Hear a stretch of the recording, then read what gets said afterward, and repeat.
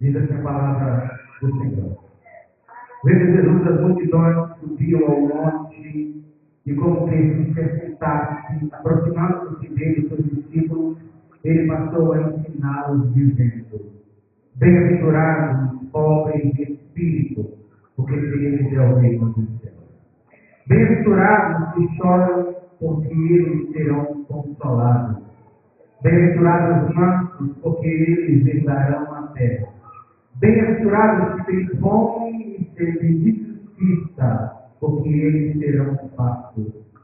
Bem-aventurados os misericordiosos, porque eles alcançarão misericórdia.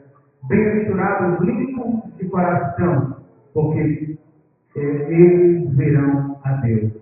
Bem-aventurados os pacificadores, porque serão chamados filhos de Deus. Bem-aventurados os perseguidos por causa da justiça, porque deles é o reino dos céus. Bem-aventurados sois vós, por minha causa vos injuriarem e vos perseguirem, e mentindo disserem todo o mal contra vós. Regozijai-vos e exultai, porque é grande o vosso galardão no céu. Porque assim perseguiram os profetas que viveram antes de vós. Aleluia. Meus irmãos,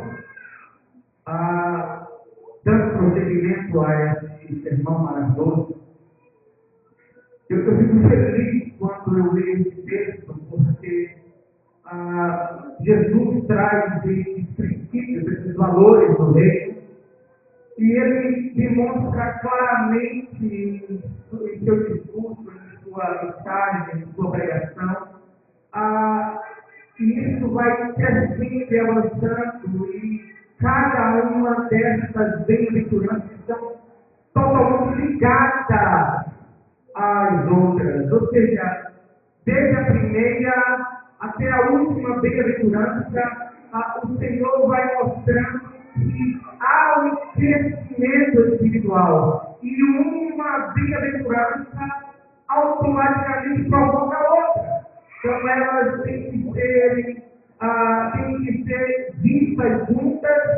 E antes de qualquer coisa, nós podemos afirmar aqui que bem-aventurado não é quem pratica uma dessas bem-aventuranças. Não tem como escolher, olha, eu prefiro essa, eu me identifico com essa bem-aventurança, eu consigo viver essa bem-aventurança, aquela outra eu não consegui, eu não consigo viver, e por isso, pelo fato de estar praticando, vivendo ou me identificando com uma dessas bem-aventuranças, eu não sou bem-aventurado, não. Nós temos que só somos bem-aventurados, bem-sucedidos. Nós seremos verdadeiramente felizes à medida em que vivemos todas estas bem-aventuranças. E como nós já dissemos a semana retrasada, obviamente essas bem-aventuranças são impossíveis de ser vividas pelo nosso esforço pessoal. Até mesmo porque essas bem-aventuranças são geradas pelo Espírito Santo de Deus. E é Deus quem produz isso. Isso é fruto do Espírito. Ao mesmo tempo que é impossível vivê-las, ao mesmo tempo que é impossível vivenciá-las e praticá-las em nossa vida por nosso mero esforço e nos achar bem-aventurados ou praticando esses ensinamentos com o nosso próprio esforço, ao mesmo tempo que é impossível para nós, também nós temos a boa notícia de que todas essas bem-aventuranças são fruto do Espírito, que é o Espírito que Deus nos produz em nós. Portanto, é possível sim vivê-las em Cristo Jesus. Amém? E para que nós pratiquemos, tenhamos o exercício de memória e identificarmos memorizar essas bem-aventuranças, nós falamos aqui de 3 bem-aventuranças até hoje. Hoje nós vamos falar na 4, que está no versículo 6. Meus irmãos, seriam capazes de recitar na ordem as 4 primeiras bem-aventuranças? Amém? Vamos tentar então memorizá-las. A primeira bem-aventurança é bem-aventurados pobres de... Por quê? Bem-aventurado e bem-aventurado. E hoje nós falaremos sobre bem-aventurado, porque eles serão salvos. Então percebam que um está muito ligado ao outro, cada princípio, cada bem-aventurança está tão ligado ao outro que a primeira provoca a segunda, que provoca a terceira, que provoca a quarta, e assim por diante. Então, somente aqueles que se acham, reconhecem a sua condição de pecado, somente aqueles que são pobres de espírito, somente aqueles que reconhecem o quão fracos são, o quão pecadores são, o quão vírus são, é que choram pelos seus pecados, somente aqueles que reconhecem os seus pecados, é que lamentam, que choram pelos seus pecados, sabendo que o perdão de Deus, que o sacrifício de Jesus é quem pode me consolar. E somente alguém que foi perdoado, que foi consolado, que reconheceu o quão vil, o quão pecador é, e percebe o tamanho imensurável perdão do amor de Deus, constrangido por esse amor, é que se torna manso. Eu me lembro que já contei algumas vezes, principalmente na terça-feira, tinha um determinado irmão que exercia liderança na igreja e ele é implacável. Era implacável com qualquer pessoa que cometesse qualquer deslize, qualquer pecado. Então, quando se reunia, ele era aquele que era implacável. Em algumas situações, se dependesse dele, aquela pessoa era expulsada. E nem sequer poderia ter o privilégio de passar nem na frente da igreja, deve dizer. E até que um dia que ele mesmo foi pego em pecado. E teve que confessar. E tratado, se trabalhou com ele, nós trabalhamos com ele, para que ele entendesse que o pecado dele não era grande e nem pequeno, mas era pecado.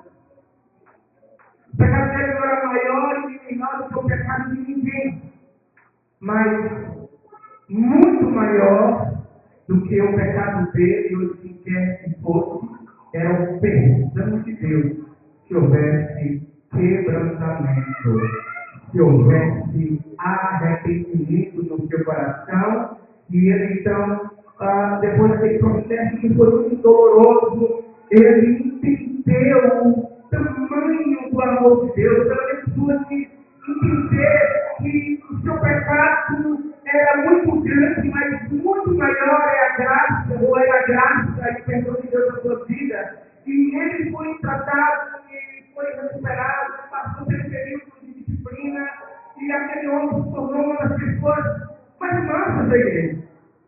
Era que o que, quando a gente tratar qualquer coisa, era o que mais trazia palavras de incentivo e de compreensão para aquele que foi achado na algum delito. Então, quando nós não entendemos o tamanho do poder de Deus, do amor de Deus, do perdão de Deus, e identificamos e nos constrangemos com isso, e nos achamos considerados pecadores, mas em toda partida deparamos com esse amor de Deus, nós nos tornamos humanos, nós nos tornamos mais serenos, mais tranquilos. E aí, agora, Jesus mostra no seu sermão como foi ouvido especificamente aos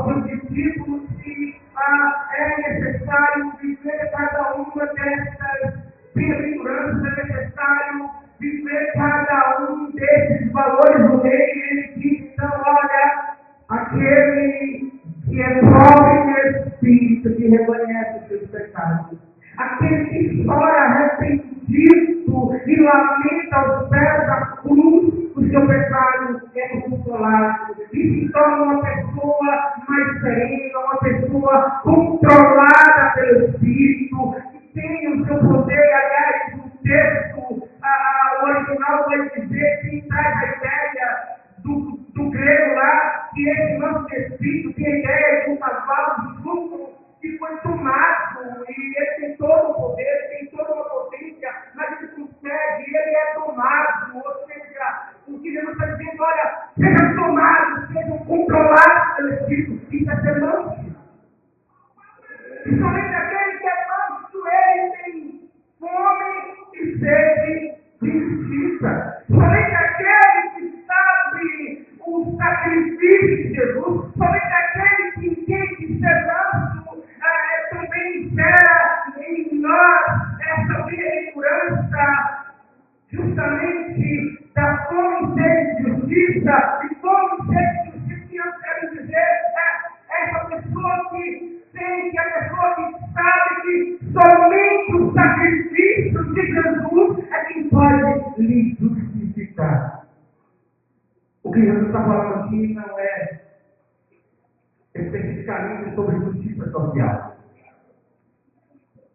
Não é apenas olhar com olhar de revolta e de chateação quanto a injustiça social que está imperando, por exemplo, no nosso país. É não somente olhar e ficar super chateado com as situações de injustiça social e terceiro, para que se faça justiça ao menos favorecido, aquele que está sofrendo injustiça. Muitas vezes nós mesmos e nos achamos injustiçados pelas autoridades, pelas leis, enfim, pela comunidade, pela sociedade. Também é isso, porque aquele que tem sede e fome da justiça de Deus também não se conforma com injustiça social, mas o que Jesus está ensinando é que ter fome e sede de justiça não é justiça social, não é justiça própria, mas fome e sede, uma vez que reconheci o meu pecado, uma vez que chorei aos pés do Senhor, uma vez que fui transformado por esta graça, eu reconheço e eu tenho sede de ser justificado no sacrifício de Jesus. Então, essa fome e sede, ou essa justiça da qual estamos sedentos e famintos, diz respeito à justiça de Deus, ou à justificação, o sacrifício de Jesus, que é otorgado, que entrega, que paga a nossa dívida de pecado diante de Deus. E Deus coloca na nossa conta o sacrifício, o pagamento e o resgate de Jesus. E somente o sacrifício de Jesus aplaca a ira de Deus para com os filhos da desobediência, e eu deparo com o meu pecado. Eu olho para as minhas condições, mas eu olho para a cruz. E agora, sendo regenerado, e o Espírito Santo promovendo e produzindo o fruto do Espírito em mim, eu agora tenho sede de fome e justiça de Deus. Eu desejo que o Senhor me justifique pelo sacrifício da cruz do Calvário. E esse sentimento gera em mim, essa necessidade gera em mim, essa bem-aventurança, mas sobretudo gera em mim a seguinte verdade: eu serei farto por justiça de Deus no sacrifício de Jesus. E ele diz então, interessante que Jesus trabalha aqui, bem-aventurados que têm fome e sede de fome e sede. Isso traz uma declaração muito maravilhosa para mim, porque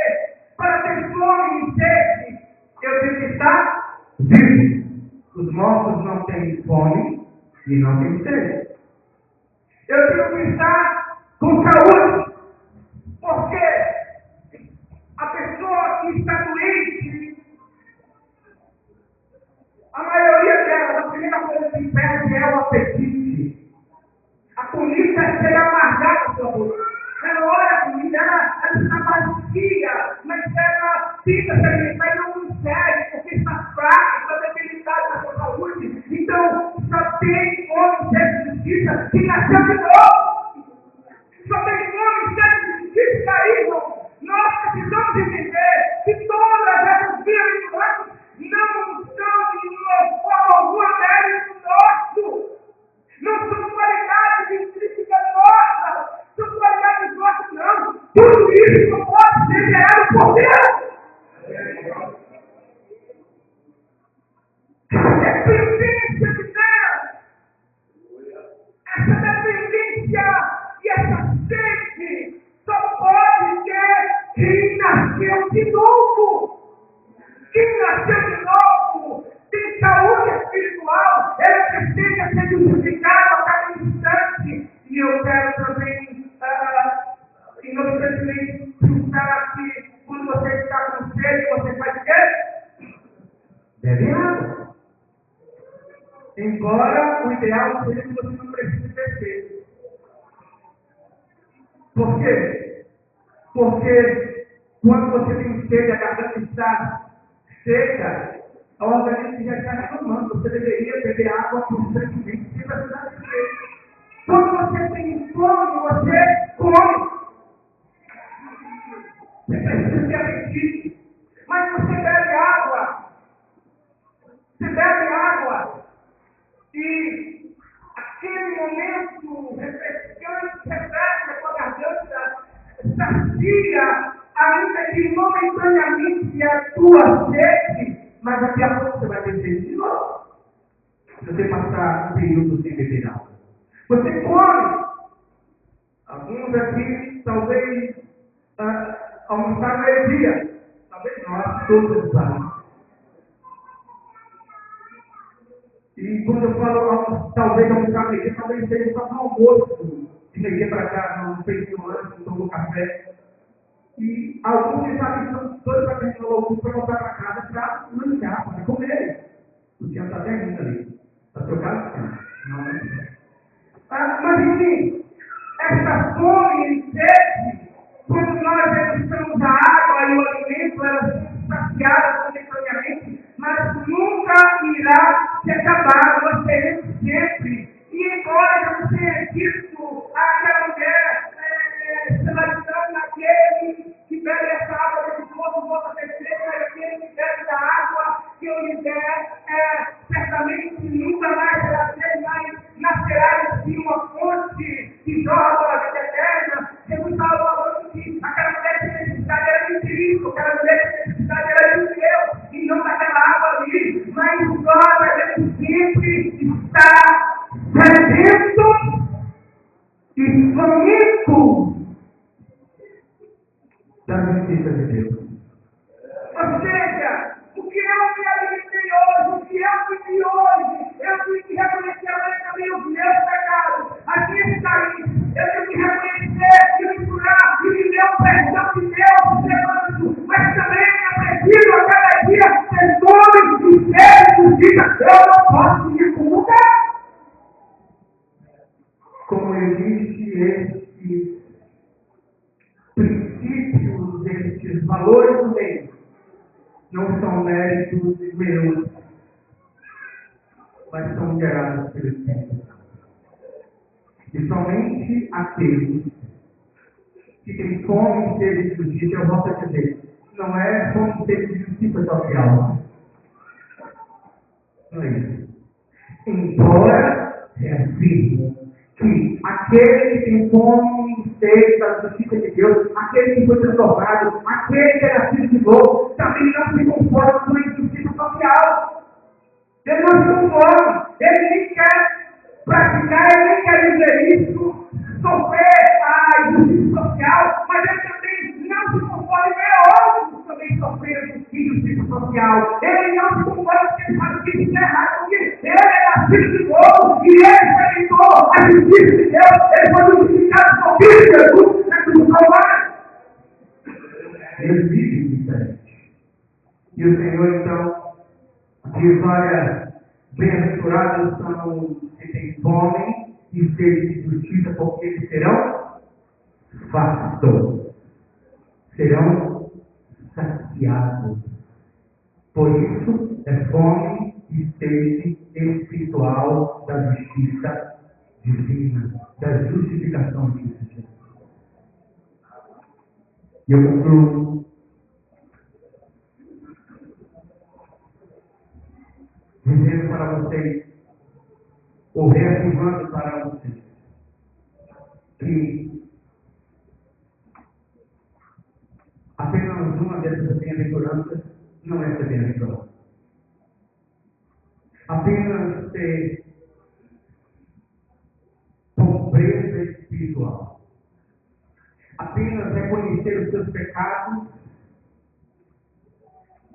sem chorar por eles não se faz bem-sucedido e bem-aventurado. Apenas sentar e lamentar pela sua miséria espiritual, reconhecendo a sua dependência de Deus, mas não ser manso, não ser transformado, não ser controlado, não ser dominado pelo Espírito Santo, não ser totalmente domado, conduzido pelo Espírito Santo, não ter domínio próprio, não ter o fruto do Espírito, não deixar que o Espírito Santo produza essa plenitude e virtude em nós também. Não adianta. Nós precisamos ser pobres de Espírito, chorando e sendo consolados pelos nossos pecados, chorando pelos nossos pecados, a nossa condição, ou a nossa falta de condição para ser salvo, mas também sendo manso e ainda tendo fome e sede de justiça, que só podem sentir aqueles que estão nascidos de novo e que estão em saúde espiritual, é que podem sentir isso, entendendo que tudo isso, irmão, é gerado pelo Espírito Santo de Deus. Aí o Senhor vai dizer: bem-aventurados são estes que assim. Nós daremos continuidade então a essa exposição desse sermão na próxima semana. Bem-aventurado, ou bem-aventurança do Rei de Deus. Só que não serve nada de Jesus.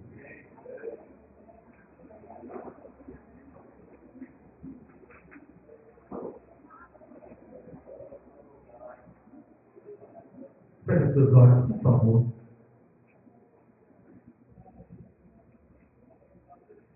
Bem-aventurados são os pobres de espírito.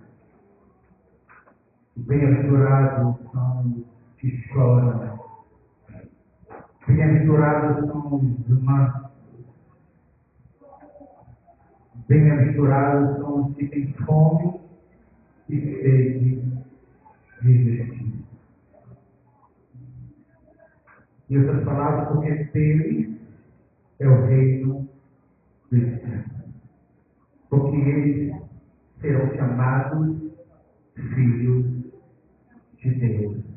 Porque eles serão consolados e fartos. Porque eles herdarão a terra. Oh, Senhor, no nome de Jesus Cristo, nós te bendizemos. Nós enaltecemos e glorificamos o teu santo nome. Porque tu és santo e poderoso, não há Deus além de ti. Não, Senhor, não há Deus além